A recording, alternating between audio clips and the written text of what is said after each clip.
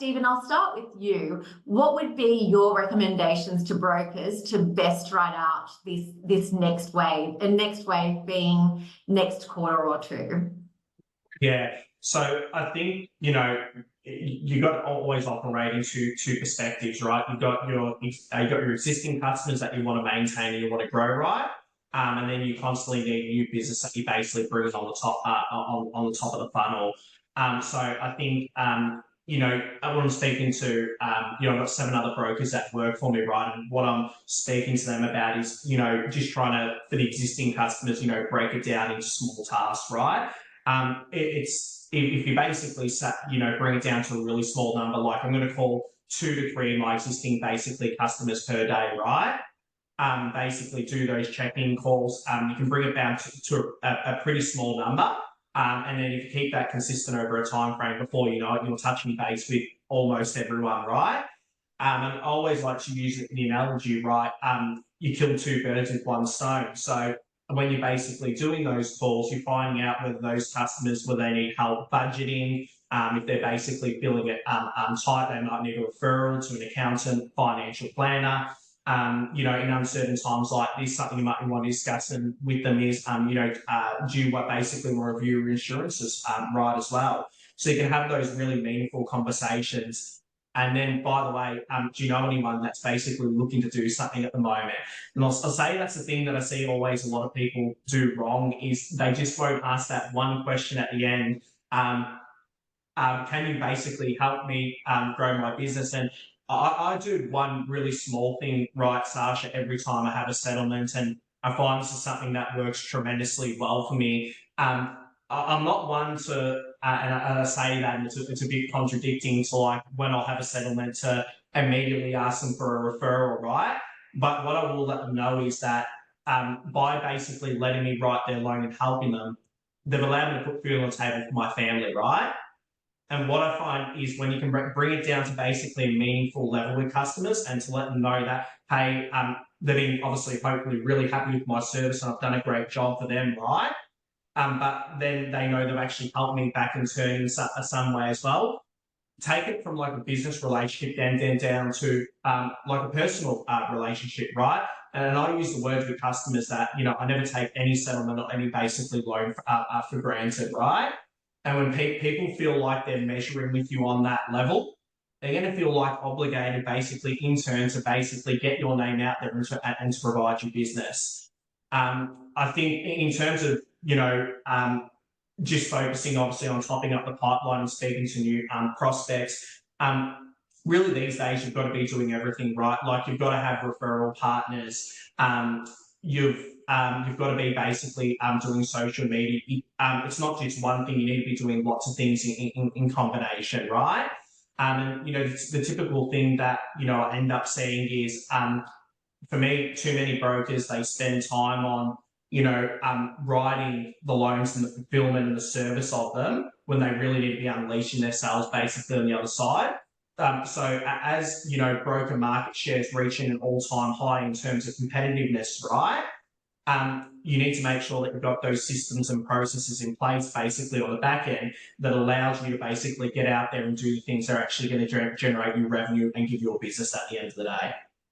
No, indeed. And Nick, I think that that's also consistent with your views about having a concurrent strategy for really nurturing your existing customers, as well as acquiring the right or most aligned type of new customers. So with that segue, what would be your recommendations for brokers at this point in time? That was Nick. Sorry. Yeah, go ahead. Yeah. Sorry. I was actually just I'm going to, if I may, Sasha, just sort of deviate off to the side. You always hate when I do things like this. No, I love that. Go off piece, knock yourself out.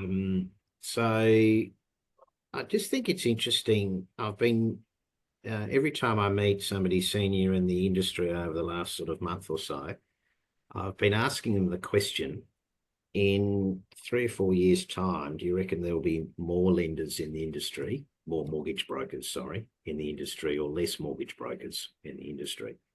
And it sort of surprised me the first time I heard the answer, and that's why I've kept on asking it. And the answer's coming back consistently. Every single senior aggregator, broker that I talk to, they're all saying I expect to see less brokers in the industry in 4 to 5 years' time. So these are what I call the really experienced people in the industry, have been around for a while. So they're all saying that broker market share will continue to increase. We'll take more away from the branch networks, but the actual numbers of brokers will decrease. I just think that's really interesting. So you can play into that and say, right, I'm going to be one of the survivors, which, yes, is about servicing your clients. It's about being really close to them.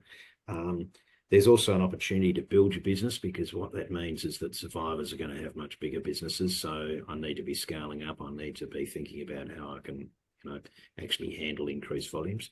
Or perhaps for other people, it's about thinking, okay, maybe I should be thinking about how to maximise my sale price and really plan my run to exit the industry and be one of those affluent baby boomers fighting over the first class seat in the aeroplane.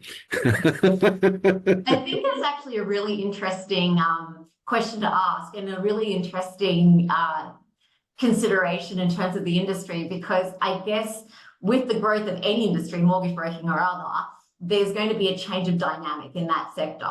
So it, to me, would make absolute sense that the composition of the mortgage market will naturally evolve because of the various plays, etc. So I think it'll be an interesting time to see how this materializes. And I know, just from my perspective, whenever I'm at conferences or speaking or other, there's a definite shift in the style of conversations that I'm having with brokers now than a few years ago, where it is more futuristic, it is more from a business lens, opposed to that very sort of legacy association of, trail lens and so on and so forth. So I think that the sector is definitely evolving. So it'll be interesting to watch this space. But before we leave, I would like to just start with you, Steve, and then Nick. If I can get your insight. So in a snapshot, what are you predicting for 2025 to look like, and how do you think the industry can best respond to that? Nick, you go first. I want to hear what you have to say. Well, as I keep on saying, the RBA will win. So the economy will be slower next year. That's the whole point. I hope we do have this idea of a soft landing. I think it still is possible. I've said previously, though, the target or the landing pad is getting smaller and smaller. I still agree with that. And we're seeing overseas that as these other economies are being brought into land, in many respects, New Zealand, we're seeing it right in front of our eyes. Canada, we're starting to see it. They're actually coming in, not for crash landings, but it's, it's certainly not a soft landing. It's not a hard landing, but it's not as soft as they would have liked. So we've got that in front of us. Stephen touched on the fact there is a lot of cash out there still. So, potentially, I think we have got perhaps more opportunity. We are the lucky country to come into a soft landing, but the overall theme is that I think we've got to slow.